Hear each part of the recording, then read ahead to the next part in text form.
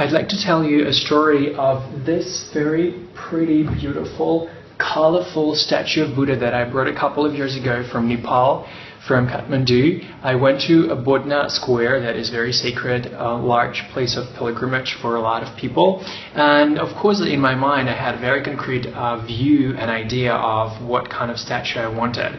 So I went into a store, I saw this statue, and it got my attention.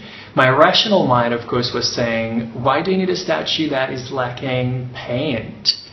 And he was very dusty. Nobody wanted to get him. But here I was, wanted to buy exactly this statue. So my heart knew that I got to learn from this Buddha something. And what I learn every day, sitting in my meditation, that simplicity and beauty is beyond everything. So seek perfection beyond everything in your life.